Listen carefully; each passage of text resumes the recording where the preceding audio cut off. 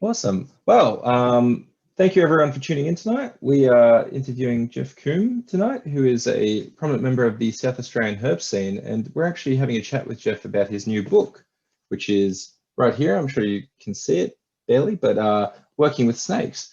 And so Geoff's been interested in herbs since the 1960s, and essentially what we wanted to talk to Geoff about today is where his interest started, what fostered his interests, and ultimately how he ended up writing this book and who this book's for, if you're the sort of person that should be getting a copy of this book. So yeah, welcome, Geoff. How are you? Good, thanks, Mitch. That's good to hear. So I guess the first question to start everything off with would be sort of what prompted your interest in snakes in general, and I guess reptiles as a whole. And I guess the classic is how did your family also respond? I know mine weren't too thrilled when I brought home my first snake. Indeed. I'm considered to be the weird one of the family, going right back because of my interest in animals and wildlife, even as a kid. And of course, there's lots of us weirdos out there that could say the same if you end up being interested in snakes. But my particular interest in my teenage years was birds. Cool. No, it wasn't even reptiles. Huh. So we had a large aviary and used to keep all sorts of birds, small parrots, finches, quail, etc., etc. But the fella next door was interested in reptiles and freshwater turtles. And he's about roughly my age, so we sort of went down the river on the weekends and whatever, and shared interests and stories, and that got me into reptiles. It was probably towards the end of the 1960s where it extended to snakes, and that became a bit of a problem because even though my father and family were heavily into scouting, so we did a lot of trips away to camps and whatever, he was in no way at all, as I've mentioned in the book, enamored with snakes. And it took a while to get him around to even allowing a carpet python onto the property or a tree snake. And while I was living at home in the 60s, no, not ever could bring a venomous snake onto the place. And in fact, I wasn't terribly interested back then anyway. I did get again, I think it's in the book, an ornamental snake I bought from the pet shop in the city. Didn't know much about it at all. Fortunately, didn't get bitten by it. But it wasn't until I came back from New Zealand in 1970, because I went over there for a year, that I connected with Harold Eamon and Julian White to start the herpetology group of the Field Naturalist Society. That it really expanded to an interest in venomous snakes. So, and from there, it's continued to the current time. Yeah, well, I was going to say, I definitely, having a flick through your preface and all that, I remember the thing that stuck out to me, actually, one of the things that stuck out to me was not necessarily a snake in there, but also that you had a Delma for a bit as well in a concrete tub out the back. Yeah, that's right.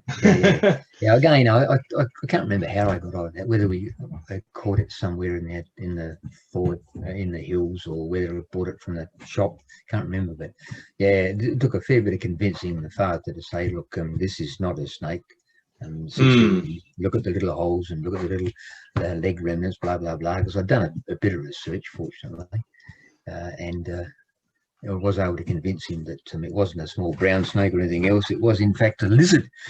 Yeah. It is an interesting one with like lay people, and I guess those that haven't become, I guess, accustomed to snakes, and that you know there is such a concept as a legless lizard, because it almost sounds like a cop out. You know, you're like, oh no, it's not a snake, it's a legless lizard, and then you know once you get someone engaged and actually explain the differences, they can really pick it up. Yeah. Particularly, you know, Delma and the head patterns they have that can be a little misleading. Yeah, indeed. Yeah, the Aprazes and the Pygobus and so on. The Pygobus can behave a bit like a snake, but the smaller ones, the Aprazes, they've got this sort of snake-like shape, the markings and so on give it away that perhaps there's something different. But, yeah. Brilliant. Well, I was going to say, I guess with that, so that's how your interest sort of started. But I guess from there, where did you take it? What did you do? Like, know you're a professional snake consultant. You've written a book, but how did you get there? Yeah. In 71, when I came back from New Zealand, I went over there to do landscaping because that was my work in the 60s, late 60s. When I came back, went back to the same company here, but was interested in, obviously, wildlife, so made inquiries at the National Parks and Wildlife Service here and put my name down. In late 71, managed to get a job as a sort of assistant park keeper with NPWS, and that was my foot in the door. And then went on from there through the system for 15 years. Apart from a year spent at the South Australian Museum, where I met Peter Merchant, and that took me up to the country with a lot of field work to the north of the state in my job. So that helped things as well. And then together with the Hurt Group, with its field trips to the Flinders Ranges and over to the West Coast and so on, once again, more exposure to not just reptiles generally, but more specifically the elapids that had become of significant interest to me. Yeah. I was going to say, yeah, it's a nice wide range of areas to be hitting a bunch of interesting elapids, to say the least. Yeah, it gave the background to what I ended up doing or starting in 1986 was the Adelaide snake catchers, because around about then people were complaining in the spring, early summer, that I've got a snake in the yard, and I'd ring the council, they'd ring the police, they'd ring the zoo, and they'll say, no, we can't help you. And when I saw this advertisement, or article rather, in a local paper, I thought, gee, I know a few people, we could probably do something about this. So made some more further inquiries and helped form the Adelaide snake catchers together with Rudy de la Flora and a little bit later Robin Noy. Both again have stayed as friends all these years. So that was another angle of it. ASC still continues today, and a number of people were interested in it, but they didn't have any experience. So I thought, well, we know what we're doing reasonably. So we started doing training courses, and that started in the late 80s. And used to run training courses for prospective members or people that wanted to go out catching snakes as a community service, because that's how it started. It wasn't a really paid thing. You might ask for, I think it was a $20, $25 call out fee back then. But if it was a pension or someone said, look, we don't have any money, well, fine, I will do it for free and tell them a bit about the first aid as it was at the time and snake behaviour and so on, and leave it at that. And then it progressed to when I left National Parks in '86, I set out by myself. So needed to get some money and thought, well, there's got to be something in this training part of it. So started doing it for mining companies, government agencies and so on. And in 1993, that actually extended to going interstate with it. The first one was Canberra Nature Park. And from there, it just escalated all over the place, all over the country pretty well, apart from Tasmania. And at last, so it's a good way to see the country, I guess. Getting paid trips out and about. Yeah, but it's not that good in reality. Okay, out of the 572 sessions I've done to 7,900 people, as of the last course a couple of weeks ago, or a week ago, one of the hassles is, it sounds great, Hamilton Island, so far northwest of WA, Kimberley, and northern South Australia, and Kakadu, fantastic. But taking a heap of live snakes with you, yeah, right? You get to the destination, you get picked up and go out to the mine site or whatever it is, you do the work, and because you've got live animals, you can't generally hang around for a number of days being a tourist. So pack them up on the plane, back in. And one of the longest ones was from Adelaide to Perth, Perth to Broome, Broome to Fitzroy Crossing, get picked up in a mining vehicle, go out and do the 2 days work, and then reverse that. Oh, wow. And going past an intersection on the way to the sort of airport at Fitzroy Crossing. Some people would probably know about it. There's a sign pointing to one of Australia's best tourist areas. Couldn't do anything about it. Couldn't stop, couldn't go and have a look. So that's the frustrating part of it. Yeah, I Kakadu, was the same sort of thing. It'd be nice to have been up there for an extra few days and have a look around. A couple of years ago, Groot Island, same sort of thing. Get up there and want to have a bit of a wander around. No, can't do it. Yep. So I was going to say it's almost worse in some ways. yeah, bittersweet was probably the way to put it. Yeah. But oh, sure. It has been fascinating for 27 years tracking around the country, and look, it's not just that; it's the people. Oh, for sure. The people I've met. There's some fantastic people out there that it doesn't matter who they work for. Their interest becomes evident fairly early in the piece, and some of them I've kept in touch with all these years later as well. So, yep. Yeah. Oh, well, I was gonna say it's definitely it's nice to be out and about, but it is sad to hear that you weren't able to explore a few more places. But you're right.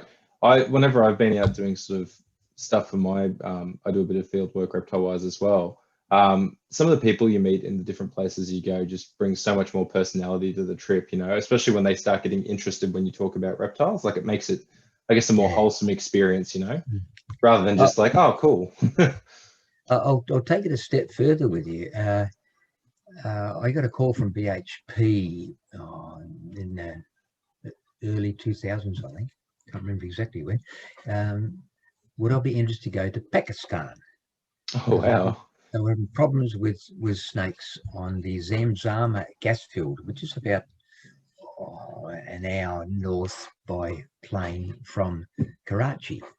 Actually, this was, it was about 2001 or 2. There's a world event around about that time. Did you think of it? 2000 Olympics? It happened in New York. Yes. Right. Yes, now I heard. Yeah, it's clicked. Yeah, well, I got to the airport to be picked up by a BHP car and taken to a safe house overnight before we flew out. And there was a driver and a security bod. And picked me up, and they were driving down the road. And I was this fellow with his bloody gun, the security fella, because I was sitting in the back. They pulled over to the side of the road, and there was a car in front of them. What the hell's going on here? Fortunately, it didn't end up being a problem at all. And then we drove onto the safe house, and then took off to Karachi, to Zamzama after that. But yeah, that was an interesting one. I was gonna say, I could imagine, yeah. Yeah. Nepal was another one. Now, cool. That would have been fun.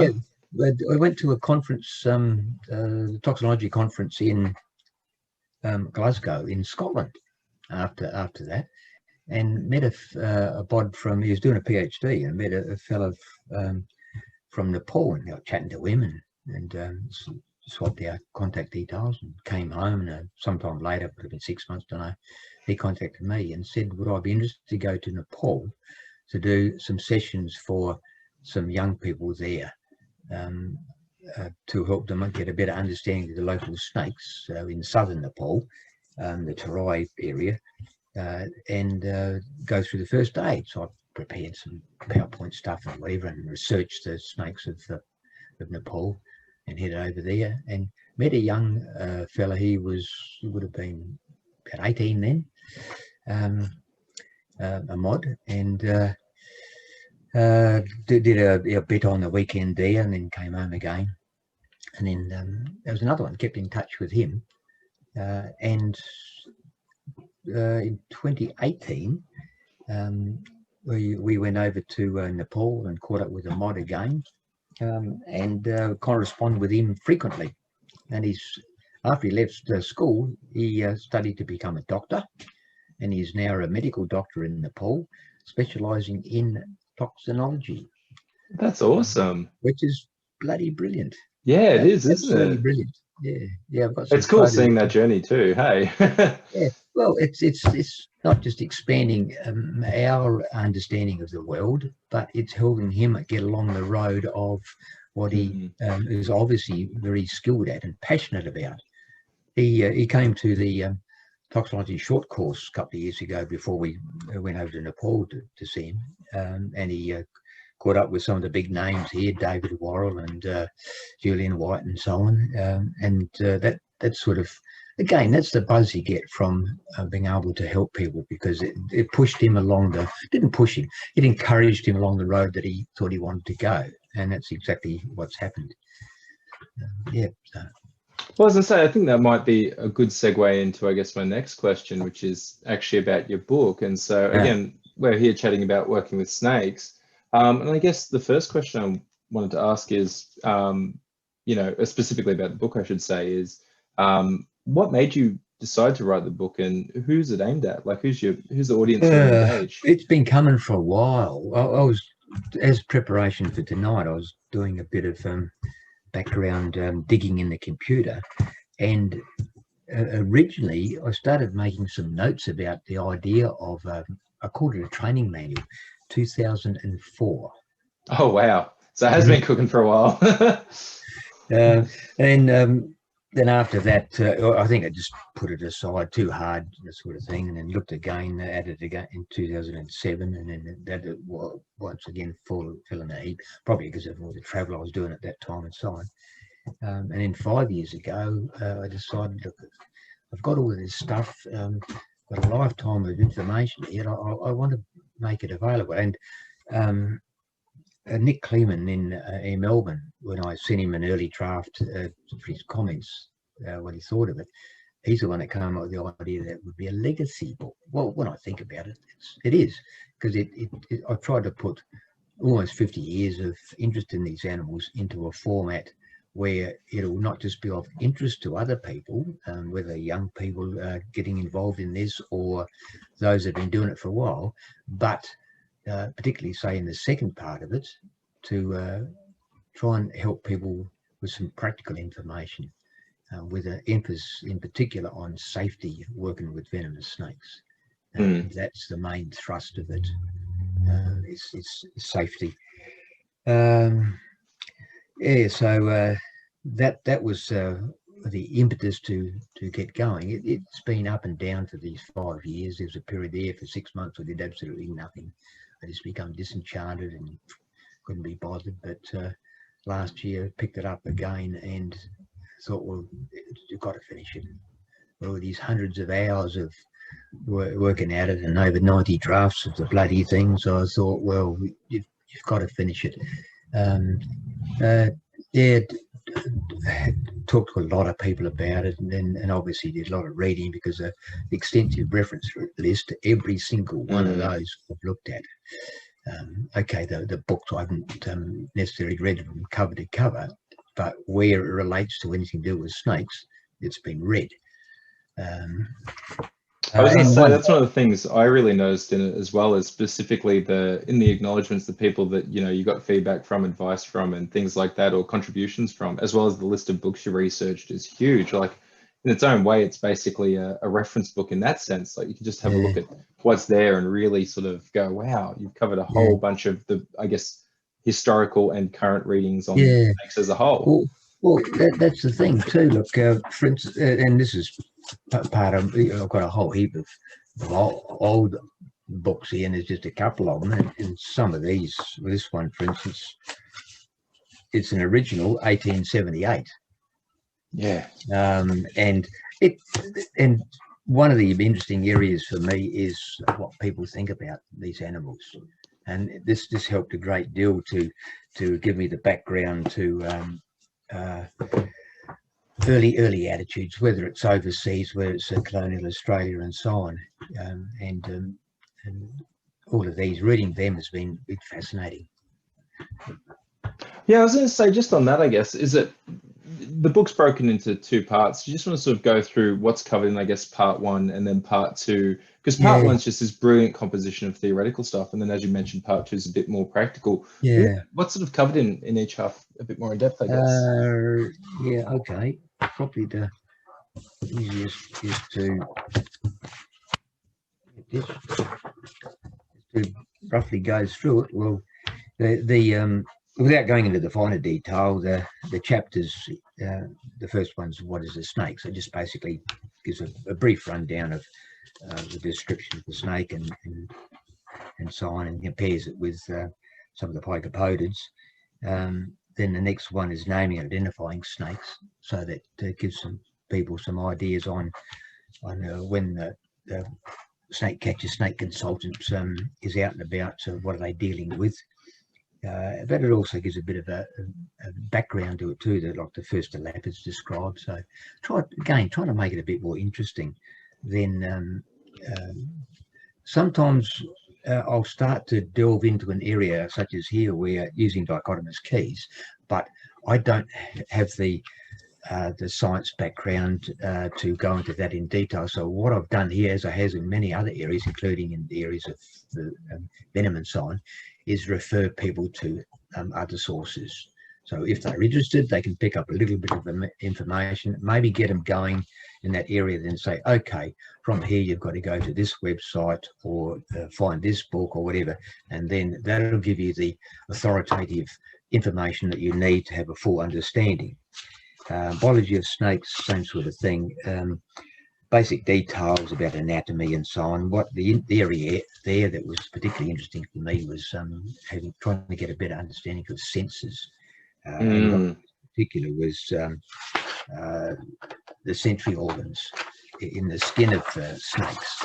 And some of those are just blow your mind. And that one's still going. This information that you see on the internet every now and again, where there's been research done overseas about, or everyone I think these days knows about the sense organs in the tail of sea snakes. But some of the other ones are on the skin. Just I haven't been able to find out really a definitive reason why they're there, and I've tried to give a brief explanation in there.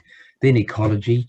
And that in particular looks at thermoregulation, and that one is important for people who work with snakes, catch them and so on, having a better understanding. It's not just those who want to keep them in captivity so that they've got a thermal gradient for the snake in the cage, but it's also to understand their behavior in the wild. And I carry one of these gizmos with me all training courses of where I go, so that you can have an understanding of the temperature where the snake is. It's okay for us, where on a hot day you might be sweating a little bit on a 35-degree day, and you feel a little bit uncomfortable, but you can put a hat on, you can go in the shade, whatever. But if you're doing a training course and it's outside, not on that sort of day, you should have shade or some way of cooling it down, because the ground temperature using the temperature gun, 50, 60 degrees and above, and that's intolerable. There's no animal can put up with that, let alone a snake, because all of its ventral surfaces on the ground. So that's an area there that's particularly interesting. I was going to say, you did a really, really good little note in there, which was, I think, from your Jervis Bay trip, where you had just a range of temperatures measured around, I guess, a small site. I can't remember the exact dimensions, but I think the lowest it was like, 20, 25 or 28 or something in that range. And at the highest, it was over the 40s, 50s. And it was 41, I think. Yeah. And just that range of temperatures in such a small area. And then you think direct exposure, all that sort of stuff. And that's what I want people to understand, that where they're working, maybe trying to find a snake that might be on a particular substrate or in their shade, and it feels comfortable when they go to bend down to try and move something and it doesn't feel too hot. Then they go and try and move somewhere else where it's a different substrate. It might be soil, it could be concrete or whatever, and that's way and above hotter than in the shade. So that gives an example of the variability of micro habitats, if you like. Moving on to human attitudes, this is probably the area. Human attitudes in public education is one of the most interesting ones for me. Trying to have an understanding of the human side of it. If you want to boil it down into just a couple of short words, what my interest has developed over the years, it's trying to understand the snake as an animal, its behavior in particular. Then in concert with that, trying to understand humans and how they relate to snakes, And that's where Whittaker and Shine studies have been monumentally important with brown snakes. And then the next area is how snakes impact with humans from the point of view of their venom. And it's not just being bitten by a snake, it's how venom's been used for many years now to come up with drugs that are useful for us. So that pretty well encapsulates my interest in that area, and it feeds into this area of human attitudes, trying to understand how people, what they believe, say ophidiophobia and so on in regard to snakes. And that leads on to the next chapter, which is public education, and trying to give people some tips about how to display snakes in a way that is ethical, taking into account animal welfare, taking into account the legal aspects of it from their state or territory fauna agency, and so on.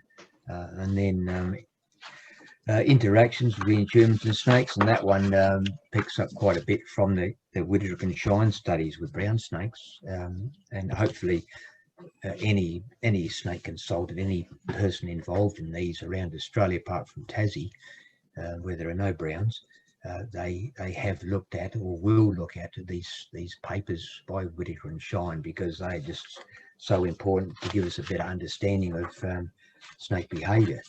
Little short chapter on health concerns, but it's important because people who catch a snake and move it around using a bag or a bin or whatever, they have to understand the importance of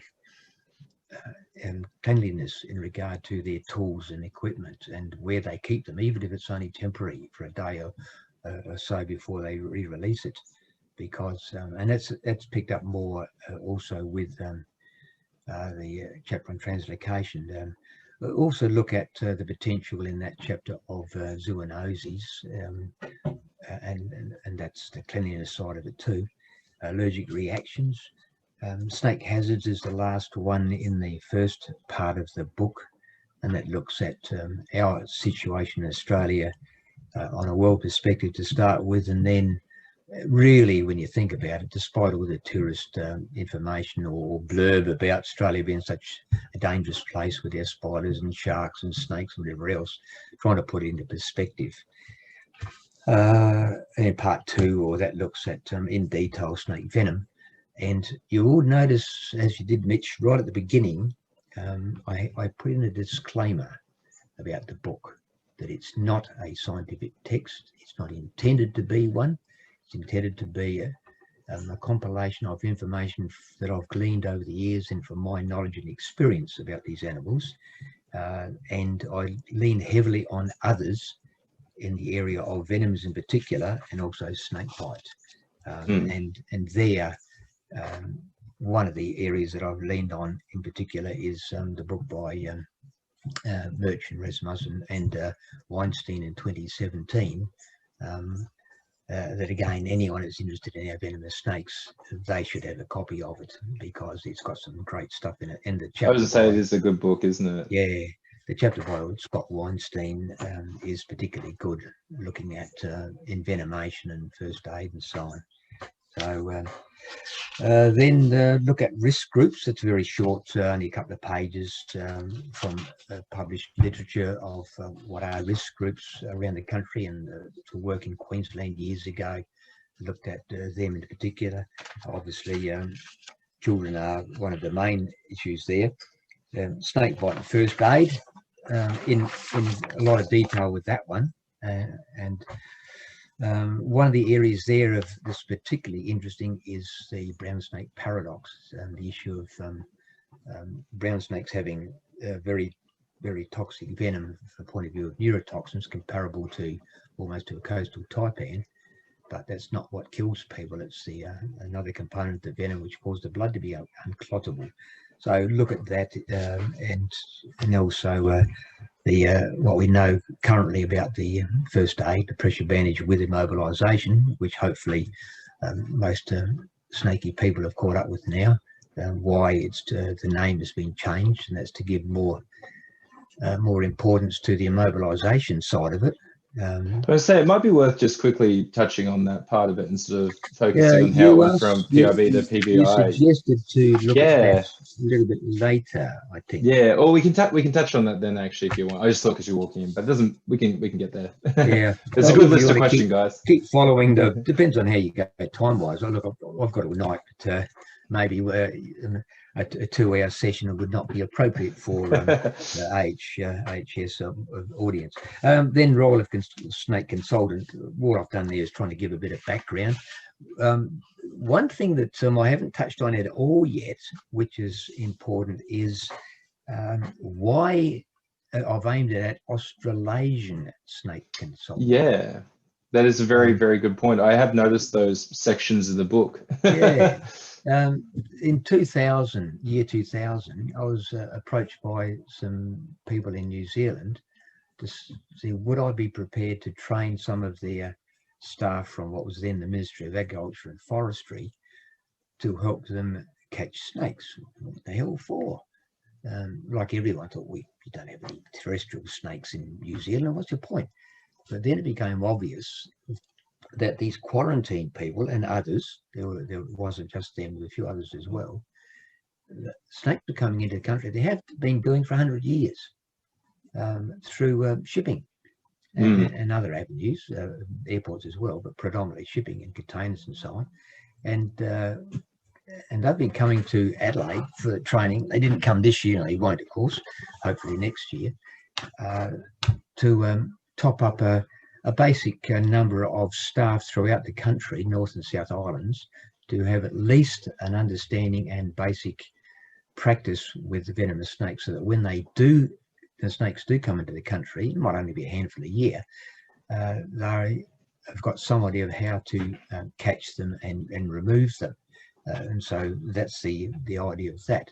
And over the years, it's been quite surprising just how willing the now Ministry of Primary Industry, MPI, has been to allow their staff to come to Adelaide at no little expense, to fly over here, accommodate them for that period of time, and then the cost of the course and so on. So yeah, that's been an interesting side of it. So, yeah, I was going to say, it's one of those things I guess a lot of people don't recognize, is that shipping overall, whether it be, reptiles, it's primarily reptiles because they are such hardy creatures, but all manner of animals come through in shipping by accident. Indeed. I guess one of the ones that always stuck with me was up in, I think it was Brisbane or Cairns or somewhere up there, some sort of Southeast Asian viper species had snuck onto a shipping container. But when it came out at the port, one of the staff there thought, oh, it's just a common tree snake, we'll let it go. And thank God they called in a snake catcher. Yeah. That's what's fascinating about the Kiwi side of it. I can understand probably more than most their concern, because you have to think about it. Snake comes into the country, it's alive in a shipping container. It might come in goods that are in the shipping container, it might come in a car. That's happened a few times. They find it. They might know the country it's come from, but that's it. Nothing else. Can't identify it. They're not trained to do so. The herpetological consultant does that after it's been euthanized and sent to him. But is it venomous? Is it a colubrid? Is it a python or a boa? Haven't got a bloody clue. I'm able to help them a bit in that respect to identify whether it's a python as opposed to perhaps a colubrid or even an elapid for that point of view. But the book lists the countries where snakes have come from, and it really is quite amazing. Even places like Europe, but not just Australia or Southeast Asia or South America, but virtually all over the place. Yeah, and it's a crazy skill set to try to, like, with that sort of breadth of possible snakes and stuff, there's no way you can give a one solution fits all. You just got to sort of equip them with the skills to deal with whatever may turn up. The big worry for them, which hasn't happened, is what happens if someone gets bitten? Yes, if they don't stock it, like don't know what it is. All they know is where it came from. Is it a pit viper? Is it a cobra? Is it a crate? Is it a mamba? Is it a rattlesnake?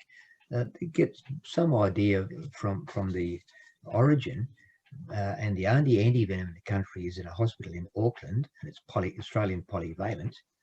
So what do they do if it's someone who one of their staff down at Dunedin in the South Island, south of Christchurch, if he gets bitten, treat him locally, but if it's a serious bite, then what? Yeah, there's a very big question. So that's where, and I've covered it in that chapter where PPE comes into it. You just got to be absolutely right on it. Protective clothing is just so important. Then the next chapter, of course, is catching snakes, and it just lots of photos. And from my perspective, one of the things I've done over the years, which is obvious from the photos, is I waste money buying snake catching stuff from all over the world, with some of it no intention whatsoever of using it, but I just want to see what it is and find out what how useful it is or not. And that's where I've had limited experience using tongs. And I would say, yes, they could be useful in some situations, but only if you know what you're doing, only if you've been trained, rather than using some form of hook, which in my mind is preferable. And then we get to the one on translocation, and that's just a can of worms. Originally, that was just a few pages and a catching chapter. But as I read more and more and more and talked to Peter and others, it became obvious that it had to be a separate chapter. And it's because it came in fairly late in the piece, it probably doesn't have the same flow that I would have liked with the others, but at least it does get the information out there. It's a very informative chapter. Like it's got all these great, well-evidenced points and discussion point. Like it's a very, I get what you mean with the flow being different to it, but it is such a just meaty chapter of information in many ways. And then also, you know, philosophical thoughts on what that information leads you to as well, for sure. Yeah. I hope that people who are genuine in this area do read that and take on board the information from what's been known overseas, as well as to a limited extent Australia, about the problems of moving a snake too far. I absolutely agree with Peter Merchant about trying to convince people when they've got a problem snake to look, adjust your behaviour, change your behaviour even, to try and live with it, because there are too many problems associated with just shipping them away more than perhaps a couple of kilometres. It just discusses the variables about how far you should move them, in fact. But lots of problems in that area. And that's well, other aspects covers trapping and so on. It's the next chapter, and then euthanasia, and then it just sort of fizzles out to legislation, glossary, references, and so on. The appendices is something I ummed and ahed about, but I thought, well, rather than fill up the other chapters of the book with some other areas, I thought, well, I'll tack them on the end, because some of that is of relevance, such as some supplies of first aid gear, so people know where to go, for instance. And one that is particularly important for me and has been for years, and I've been working on it for a long time, is some sort of code of conduct, code of practice, call it what you like. Yes, for people to follow. And it's a suggestion. And as with all of the book, I'm open to feedback. I've had a bit so far, which has been very valuable and useful. I would like people to tell me what they think. And if there's some parts they just vehemently disagree with, then that's fine. Just let me know and tell me why. And I've intended from the start that it won't be just a standalone or one edition, that there will be changes to it in time. I've already got thoughts on the next edition next year, and how I'll change it. Basically, the chapters will probably stay the same, but update it, make any corrections as necessary, and hopefully with the code of conduct, encourage people, if we can come up with a consensus that's majority think is useful, then the idea to take that a step further is to form a national body loosely called, say, OphioNet, whereby people can join that, and by joining it, they will agree to the code of conduct, call it what you like. And my thought there is, well, if the state and territory wildlife agencies, the government bodies, can see this and see that we're trying to tighten up and get rid of the cowboys that are in the industry, and you only have to look at YouTube or Facebook and you see them just about daily, people doing crazy things with venomous snakes, then it's going to be good for everyone. And that's the basic idea behind that. No, absolutely. And I think it's a really good point. Like, having myself partially been involved in, I guess, some of that sort of engagement with state authorities on sort of wildlife interactions, definitely having a positive, proactive step forward carries a lot better, because you can see it when they engage with different stakeholders. If they've got stakeholders that are doing things that they're more interested in, or promoting an image, or doing, having a proactive move in what they want, they engage with them a lot better than, say, groups that don't really align with them in that sense. And it's not necessarily like different attitudes. It's just showing that you can do something gets you a lot more good faith than saying, I don't want to do what you've told me to do now because we've been doing it this way for however long. And, it's just one of those things. It's a good attitude to have. So I think it's a great idea that you've got a code of practice drafted, and especially a voluntary one for people to jump on board with. Yeah, and that's the idea, for people to be able to have an input, not just say, right, this is a code of conduct, it's set in concrete, no discussion. If you don't like it, bad luck. That's not the intention at all. Is to put it out there and ask people, what do you think? And let's see if we can come up with something better. And that's it. I mean, having it sitting here being discussed well before it ever has to get cemented into something, it's just such a better option than, again, having it as a reactionary, trying to deal with it once it's, legislated. Yeah, indeed. Yeah. So I guess with all of that then, what was your favorite chapter to write? I think I have a rough idea, but... All right, you tell me. Was it the human attitudes one? That was the one I got pretty well. Yeah, well, those probably those two. Yes, because of the research needed, and the fascination of going through some of the old papers, and there's, I'll show you what I mean. What is it? One here. Oh, look, here you go. Okay, so Walkabout magazine, 1944. Read you a little bit, talking about black snakes. Okay, the author has been in close contact with several people who have been bitten by black snakes, and all agree as to the effects produced by a bite on the bare hand. You ready for this? A hot flame flashes over the body, and from then a fog surrounds the victim and increases rapidly until unconsciousness supervenes. And that's black snake. Yeah. Do you believe it? Probably not. It sounds a bit ambitious. Yeah. Look, there's some bloody great stuff out there. Managed to get the hands on a original copy of the Sutherland and Coulter and Harris paper on rationalisation of first aid measures for a leopard snake bite, 1979. Oh wow, cool. That's where the now snakebite first aid where it's come from. So look, that sort of thing, and lots of others. The cupboard behind me here. Oh, even more. That one, and they're double stacked until I can get some decent, better bookshelves and make them more available.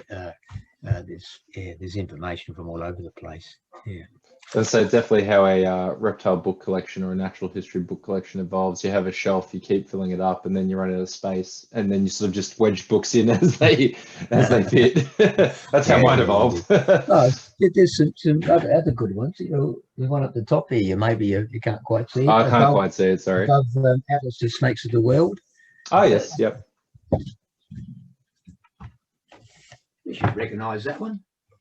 Oh yes, yeah. That's a good book. I'm sure Chris will be very happy that one's in here. Yep.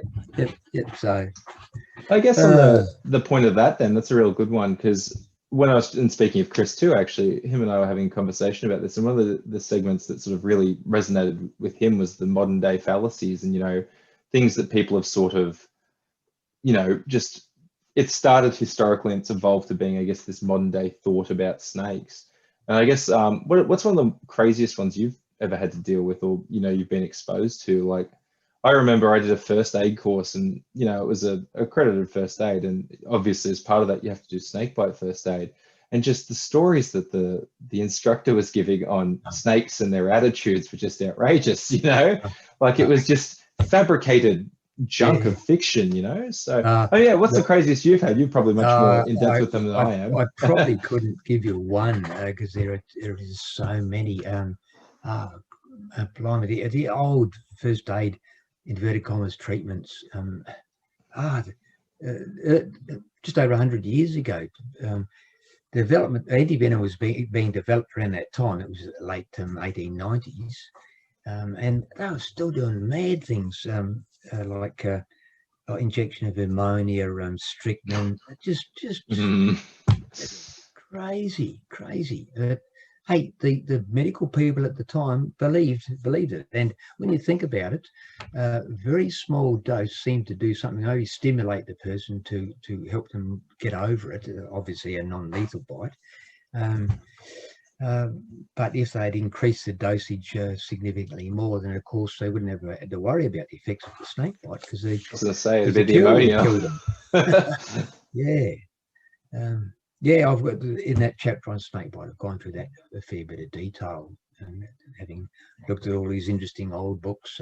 John Cairns is another good one, of course. Snakes Alive, got some interesting stuff in there. Yeah.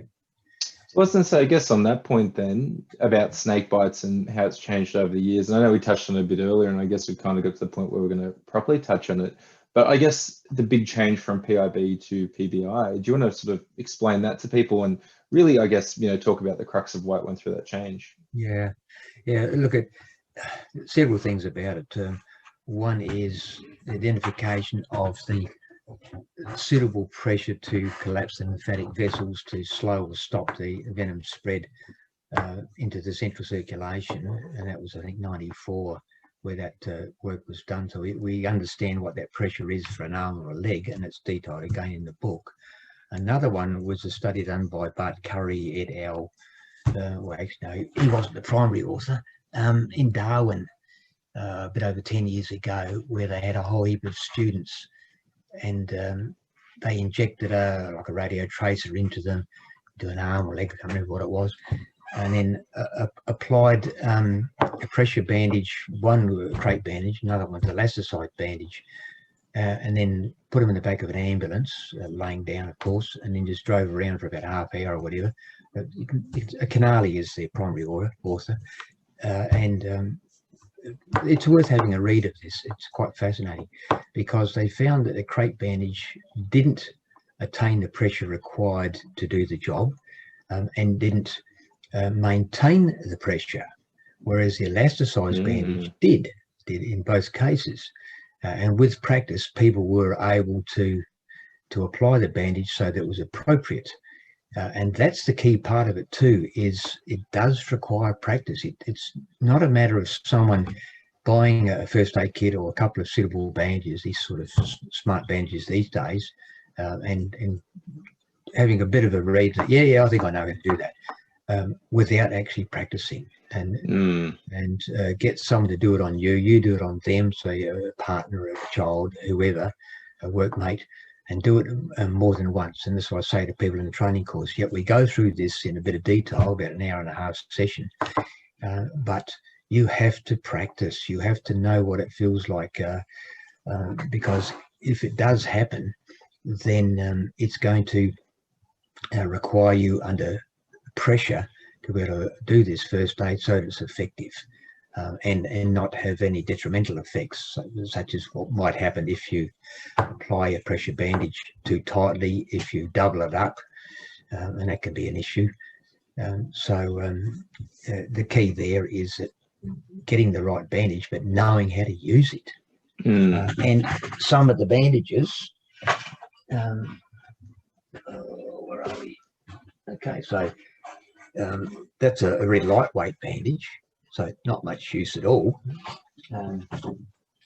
And some of the elasticized ones, such as this, need to understand that all bandages have a life. Elasticized ones have a limited lifespan, and after a while, when they've been used multiple times, and ordinarily people wouldn't do that. You might keep it and use it only once as necessary, but they do degrade, particularly say in the glove box of a car. And if you look at your bandage, you'll find that when you look at it, this one, for instance, the use by date is March 2023. You think, look, a bandage that has a use by date, not pills, but that'd be the reason why, because and the type of bandage you're using, the elasticized, they come in a variety of forms now. So this is one that, as you can see here, there's a series of rectangles on it, a whole lot of, and this is long enough to use for a leg. And the idea is that when you stretch it so that the rectangles become a square, that's the appropriate pressure. Okay, and that's a little bit easier than using this type of elasticized bandage, because it's a bit of a guess without practice. Yes. Practice, and you understand that when you've applied it, starting at the fingers or toes and roll it up the arm or the leg, such that the sufficient pressure that you can just get a finger or two under the leading edge of it, then you're about right. But you need to practice. You can't just do it once and think, well, I know it all. And that's where this sort of thing has actually made it a bit easier. But there's an issue with this you've got to be very careful of. Yep, okay, rectangle, and you stretch it and now it's a square. But everyone that's watching, if you've got one of these or something similar, apply it like that initially on the hand of that pressure. And of course, you take a ring or watch for bangles off or whatever. It's all in the first aid. And then run it up the arm. Then just sit down for a while watching TV or whatever. And it won't take too many minutes before your hand starts to ache, because the pressure on the hand, if you do that, is so great that it becomes intolerable after a while. It might take quarter of an hour, half an hour. And if you're actually being bitten, and it's going to take you an hour or so to get to hospital, or even it takes you less, bandage will stay on until the doctor in the hospital, the toxicologist, whoever, is ready to give you antivenom if you need it, and it is if you need it. That bandage is going to be on for quite a long time, and it's going to become very uncomfortable. Been there, done that. So my thought there, and again, it's in the book, is that the bandage, if you apply it not so stretchy on the hand to the point where it's a bit comfortable, and also include the thumb, and that's important, and then go up the arm, and then now you can stretch it, as you can see here, when you get to the wrist, to the appropriate pressure. There you can see that it's sort of rectangle. Okay. Yeah. So not so tight there, but tight enough to sort of help do the job. And then it'll become more comfortable. Of course, once you've applied the bandage, then you must, and it's an integral part of it, splinters. And it could be use one of these fancy SAM splints. St. John now have them, and it's applied over the bandage on the arm, and it kept in place with another bandage, whatever you've got, so that the wrist and the elbow is immobilized. Because what you're trying to do is limit muscle movement. Now, if people can't understand it, it's very simple. And that's why with the bandage, you need to include the fingers or the toes. Because if you there, Mitch, if you put your hand up, right? Yeah. And then other hand on here and wriggle your fingers, what can you feel in your arm? Muscles. Right. That's it. So you need to include the fingers and the thumb in the bandaging to minimize the movement of the muscle. That's the immobilization. That's the important part of it. If you don't have a purpose-made splint, then you make something, cardboard, rolled up newspaper, whatever you happen to have, so that it'll go beyond the two joints.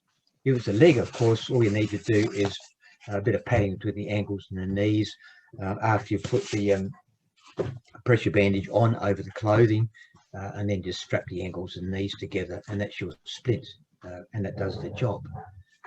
So that's the useful part of it. The mob that are making the smart bandages, one of them I've got a bit to do with, they've come up with another idea, and that's this one. That's cool. I haven't seen those before, actually. No, you wouldn't have. Yeah. So it caters for, in the green, a healthy, turn it the right way for you, healthy adults, male and female, and then the black, lesser pressure for a child or an elderly person. And you'll see that when you stretch it, there's your square with the black, but it's still a rectangle with the green. And if you stretch it a bit further, now there's a square with the green. Okay, so you know what the right pressure is depending on whether it's a male or female adult or a young child or an elderly person. I've asked them to come up with the idea of, I don't know how far they've got or whether it's even possible, when you use that, and this is 150 mil one as opposed to the others which are 100, is there some way of determining what the pressure would be, a lesser pressure perhaps on the hand, to get over this problem of sort of crushed fingers syndrome? Don't have an answer yet, but hopefully they'll come up with some idea to make it more, not only more usable, user friendly, but still do the job. So, I was gonna say it's an important one as well. Like I think about it, like if and I can imagine that circumstance, your fingers start to get uncomfortable with it, you start moving your fingers, and then suddenly you've got the whole issue exactly. we pointed out earlier. And that was what was found with the study in Darwin also, is that even when they, because they had a device on the arms, I don't know, spinghamol or whatever you call it, to measure the pressure, so they knew when it was right. Okay, the first aid was done correctly, or when it was done correctly, and the person was laying down in the back of the ambulance. But if they were allowed to move another arm or leg, for instance, it essentially negated any benefit of the first aid. So that's the importance of immobilisation. Yeah. And it's been recognised by the clinical toxinologists around the country now for a few years, and hence the change of the acronym to PB plus I or PBI. Yeah.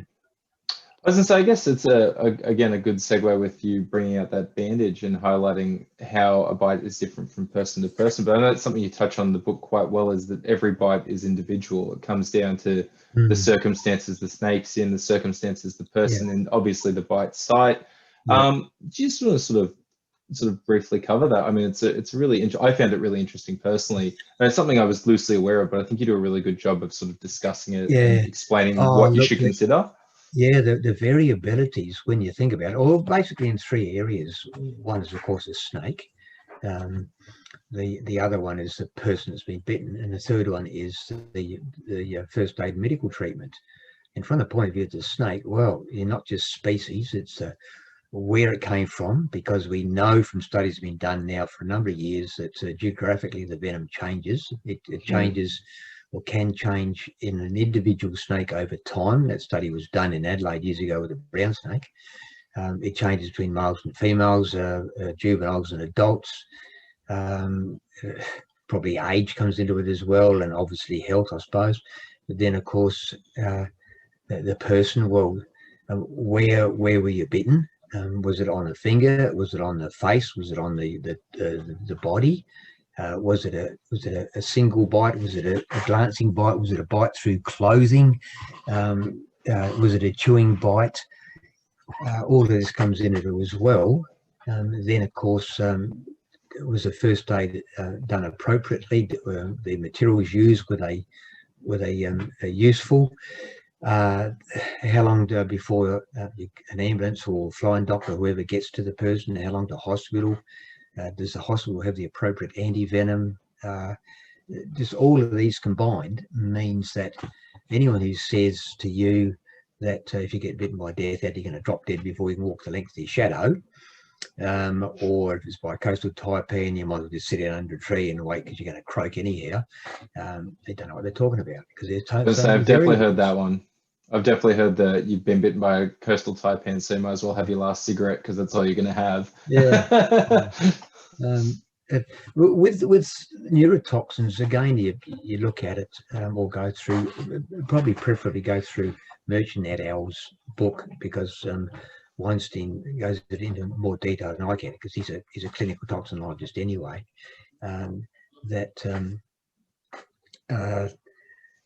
effects of the venom is such that if you're bitten by something which has a significant neurotoxin, it's not going to bowl you over in 30 seconds or 5 minutes, because the toxins have to track via the neuromuscular junction before they can have an effect. Well, that doesn't happen straight away, whereas some of the other venom components, they can have a quicker effect.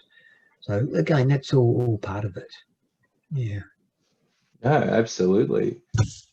I guess the next sort of question I was hoping to ask you was more on that in this part 2 in the practical section, and the advice you give to professional snake consultants and sort of your comments on it. You talk a lot about how consultants should engage with the public. And I guess something that I thought was quite important was sort of your remarks about when interacting with the public, what sort of things should consultants be communicating? Like, what do you think is the most important stuff that a professional snake consultant should communicate? Because I know in recent years, particularly snake catching has become this very, I wouldn't say popularized thing, but it's definitely got a big media presence. There's a lot of things that people do to get attention. And there's a lot of debate within, reptile-oriented people, whether that's the right way to engage people or the wrong way. Even people that had the same attitude about Steve Irwin, he was doing all these crazy things with the taipan, but he did get people engaged. So yeah, indeed. What are your thoughts? Yeah, I think for me, the primary interest is trying to educate the person. I understand, having been involved with lots of people over the years, that some of them you probably can't get past the only good snake is a dead snake attitude. Yeah, and when that becomes so evident, well, okay, you want the snake removed, right? It's going to cost you this. I'll remove it. This is what's going to happen, and that's it. And the thought of trying to get through to them at that time to help them understand the animal better, understand their problem and so on, it may not be very useful, might be a waste of your time. And that's one reason why, for instance, when I'm away, I don't usually go to the local pub when I finish the day to have a drink and get chatting to people about snakes, because invariably, if someone's had a few drinks and you say you've been catching snakes or working with them or whatever, then out come all these crazy stories, and I just don't want to hear them anymore because we've heard them so many times before.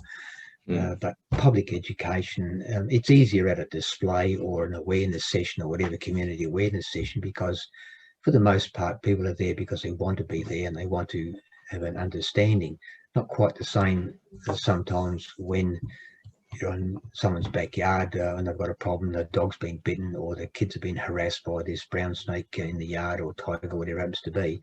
But trying to get them on side, and I think if they've got some young people that have already got an interest in wildlife, then that's one way, by perhaps taking a diversion and getting them interested in some of the more interesting facts about the snake, and absolutely leave aside the stuff about lethality, dangerousness, and so on. Don't even bother bringing it up. If the person asks about it, then perhaps try and explain it. But that's a hobby horse for mine, and that really irritates the hell out of me when recently here, yesterday, the media sometimes are bloody hopeless, and I despair that they'll ever change their bloody mind. Can you read the headline up here? No. Can you spot a sinister creature lurking in the popular Queensland beach, or at a popular Queensland beach? It's pretty, it's very sensationalized. It's in the bloody water anyway. Not going to hurt anyone what's in the water, but sinister creature lurking in the water. Oh, come on. But that's the bloody media for you. Okay, this was Sunshine Coast or whatever, and the snake catchers that picked this up, he started off by making some quite good thoughts about it, and then had to chuck in the second most toxic land snake in the world. No, they bloody aren't. Tell the whole story, and I've gone to great pains in the book to explain, as we talked about a while ago. If you're a mouse, as Brian Bush says, and I'll say the same, so will Peter Merchant and others, the venom is incredibly toxic, because second only to the inland taipan if you're a mouse.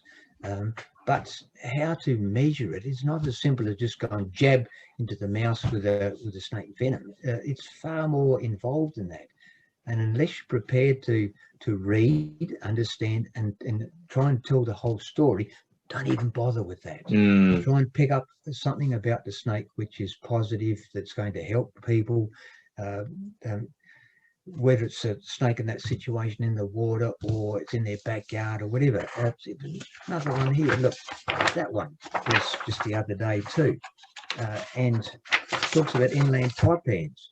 Found in Australia, considered the world's most venomous snake. Relatively shy servant, however, has a calm disposition. Okay, let's try to balance the comments about how supposedly dangerous it is. And now I think that's what we need to do when we're talking with the public. Try and find a balance between helping them understand, but not dismissing the fact that if they leave it where it is inside the house or the garage, while there's kids running around, or to school and there's kids likely to be bitten by it in the playground, well, you've got to do something about it. But scaring the hell out of someone isn't the way to do it. No, I totally agree. I've noticed, like, even in the sort of context of pythons and even talking about snakes in general, the first thing people always jump on mentally is, oh, is it venomous? And you just instantly dismiss that, you move it away, you sort of put it to the sideline, and then you talk about all the other interesting aspects of, I guess, the behavior, the ecology, just general things. And people really click on and really have a positive experience from that. Once you get past that initial, oh, it's venomous, or even if it's not venomous and they just assume it is, it really, you can really lead the conversation the right way. And I think you're right in saying that that's the way the conversation should be led by professionals, like having that positive look at it rather than the sensationalist, second most venomous, blah, blah, blah, venom. It is an interesting component of the biology. We'll acknowledge that, but as a community, we do need to move past it. Yeah. I would hope so. Yeah, I hope so. I guess in the context then of things that professional snake catchers and snake consultants should be aware of is back onto that translocation section. I know we sort of touched on it a bit earlier, but I guess something I became quite interested in the Dugite study you mentioned in here, as well as I've heard, I think it was Nick Clemens' tiger snake study as well, which you also mentioned about the one in Melbourne, yeah. Hey, sorry. I got the new laptop for me too. It buzzed up and said, "Oh, it'll just be 1 second." Like the battery's still got half an hour left. No. I don't know if half an hour's passed or what's going on, but anyway, back here now. Okay. Sorry about that. No worries. So yeah, sorry. What I was saying is, about the snake translocations and just particularly the Dugite study and again the tiger snake study, and again the stuff you mentioned overseas. I haven't read them, but the rattlesnakes and that, and sort of the impact that translocation has on the snakes, and I guess the unspoken ethics. And I know for some permits and snake catchers would be aware of this with permits, that there are conditions on what you should do. But I think those studies, and I guess some of the other knowledge you've accumulated in talking about this and in writing it and composing it in the book is worth mentioning, because people don't realize that obviously moving a problem snake is a nice thing for, us as people and the people that want the problem snake from the area, but it's, ethically questionable if it's the best thing for the snake. And then it's even more questionable about if re-release in the new site is a good thing for it as well. Yeah, indeed. If you look at it from the point of view of other animals that have been translocated, even in Australia, for instance, such as brush-tailed possums, in city areas where they're found, there's been a lot of work done on that for a long time now. Yep, you take the possum away, and then within X days, whatever it happens to be, oh hello, he's back in the ceiling again. Better idea, you put a possum box there, block off the roof space so he can't get in there, and he lives happily in the possum box in the yard, and ensures that you don't have any other possums. You've got to do something about perhaps your fruit trees or flowers or whatever so that it doesn't raid them. But the analogy is similar with snakes. You clean up around the property so that at least they can't come and hang around near doorways or footpaths around the property, near the garage and so on. There's less incentive for them to want to hang around. And Peter Merck just made it quite clear in my mind from what he's done and where he lives now down on the lakes in SA with these tiger snakes, that they live around the house. Yep, they know where they are usually. They know what time of the year they're most likely to be active. They just take precautions that time of the year, and they're there. So having a snake which, yes, by the nature of it is venomous and potentially dangerous if someone gets bitten or a pet, but is that better, particularly if you don't have to worry about children or pets? Is it better to have the animal there so that it's become established, it has an established home range? Yeah, it may not be there all the time, it might move on to surrounding properties and so on, but at least you can adjust your behaviour perhaps in the spring and certain times of year to know that, right, this is when Fred is like to be hanging around, or Mary or whatever, and we'll adjust our behaviour. We'll ensure that there's limited places where it can hide, where it might be a problem, rather than have it taken away where, from the available evidence, it's highly likely it's not going to survive anyway, or have impacts where it's been dispatched. And then in time, it might take a few days, it might take weeks, or longer than that. Oh, hello, I've got another snake. And you've got to go through the whole process again and pay out more money. So trying to learn to live with the animal seems to be the message that's coming through from us, that trying to understand the situation. It just makes sense to me. But lots of other hassles which are quite evident when you read anything about studies from overseas, the problems of when a snake has been moved, translocated, use whatever word you like. And it's not just the snake itself, it's the impact on other animals in the area. Just to give you an idea, Adelaide here, we started, as I said before, snake cages in 1986. And if you took the rough idea of an average over the years of, I don't know, maybe about 1,000 snakes moved each year over that period of time, you work it out for yourself. How many snakes have been moved around suburban Adelaide and put into probably less suitable locations than before because of urban development? So parks along the rivers, on the plains, etc., etc. What's the impact over that period of time on other wildlife, whether it's lizards, frogs, small mammals, other snakes? Don't know. I don't know if anyone studied it. Well, actually, I was going to say it's I know it's being studied at the moment. I don't think anything's come out of it, but there's a project going on in Brisbane where they're looking at that exact factor with carpet pythons. And so there's one very popular, very suitable release site in Brisbane, sort of greater CBD area. That's where all the catchers go release a carpet python, and they're now doing work on that project to see, when we release carpet pythons here versus other areas, what's the actual impact? Because surely that one patch of habitat can't support 6,000 carpet pythons. Yep. Exactly. Yep. So it's good that it's becoming more prominent, I guess, across the board, because it's such an important question to ask. Because I mean, it's like with land clearing sort of stuff. They go through, they catch all the animals in certain states to just move them 100 k's up the road and re-release them. But if you're releasing 16,000 animals into habitat that's already inhabited, what's the ultimate outcome? Yeah, well, by the nature of it, the release site is going to have existing snakes and so on. If it's a good habitat, they're going to be there already, and you're going to add more to it. Exactly. And and think that all will be rosy. I'll let it go, and it'll be fine. It'll find food and shelter, and it'll find a mate, and it'll survive for another 10 years or whatever. Not from what we know, they won't.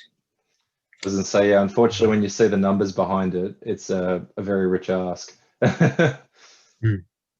Yeah. I guess going on from there, then, what's sort of the key piece of advice you would give to someone who's wanting to develop an interest in working with snakes, an interest in, say, becoming a snake consultant, just someone that's clearly, got the starting of a spark? How would you recommend people really develop that into what they want to become? Initially, one word: read. As much as you can, and be a bit critical about what you read too. Read / look at, because these days, well, it's also internet, it's Facebook, it's YouTube, it's all these other computer programs. But find out as much as you can, and don't be too specialised in what you read. I've found that having a greater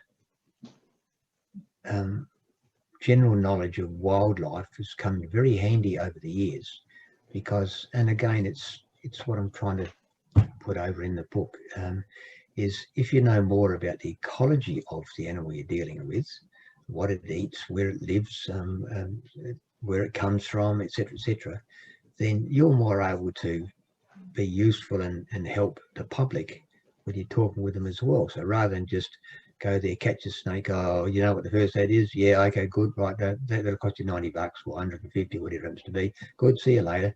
What have you done? Nothing much. And these days, yeah, there's any number of good books that people can read, and they're still available from bookshops. Yeah, even that one. But at the internet, hey, no excuse whatsoever. You've got a device, a phone, that no matter where you are, if you wanted to find out something, you just go ding, ding, ding, ding, ding, Google, and oh, there's the answer. But just be a little bit careful about what you're reading. And I think, if possible, if it looks like I'm watching something controversial, then check more than just one. Absolutely. It's such a good skill to have. Try and go back to perhaps a primary source. Not always possible, but if you've got an interest in this area, then you might talk with someone else you know, or there might be someone like you they can go to and get more information or advice. So yeah, I mean, first step. I was gonna say, I think it's a really, that's when I think about how I got more interested in reptiles, that was definitely the first step I took before I guess I felt personally confident enough to start trying to speak to reptile interested people at society meetings and things like that, because it gave me something to talk about, I remember, I think the first reptile book I properly got was a cogger I bought after I'd gone on a trip to Broken Hill, and at the little bookshop they had in the middle of Broken Hill, I started finding reptiles and was like, oh, these things are cool. Went and bought a cogger and started really developing my interest from there. And by the time I got back, I had some conversation pieces, got to meet people, got to really develop and ask more questions. It's one of my first. Snakes of Australia. Oh, the Kinghorn, yes. Yeah. It's funny how a lot of reptile people do remember the first reptile books they bought. Actually, I've got a few friends that have their original, coggers or Wilson and Swans and stuff sort of sitting around. Absolutely beaten to pieces, but still there, and they keep it for sentimental value. Yeah, well, that one's knocked around a little bit, but yeah. Oh yes. And of course, Eric Worrell's book from the '60s. Yeah, well, everyone had that back then. Yeah. Yeah, I was gonna say, now it's the collector's piece. Yeah, indeed. Yeah. And I guess, well, I probably should wrap it up now. It's getting somewhat late. But I guess the final question I was going to ask is, with all your experience with snakes, reptiles, everything in between, what is your favorite species of snake? Which one do you find most interesting? Probably that fella. Oh, yes. Cool. And why? Why? What question? So, Kangaroo Island tiger. Oh, so it's Kangaroo Island. Okay, cool. I wasn't sure if it was tigers as a whole. Oh, yeah, I don't know, probably, but that one in particular.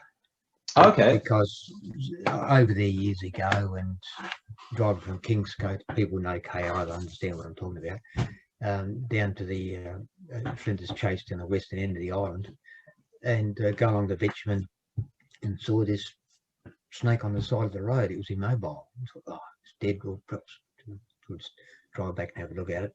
Not a mark on it. And it was absolutely limp. I thought, oh, that's a good specimen. Huh.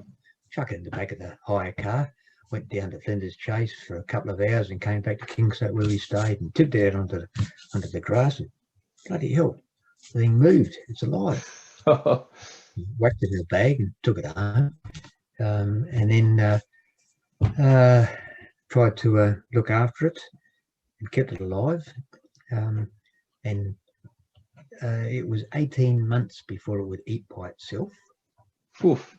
So after, I can't remember how many months, it had to force feed it, but it eventually came good, and kept it for probably 10 years after that, and used it to, well, it's well travelled. It travelled all over Australia, this thing.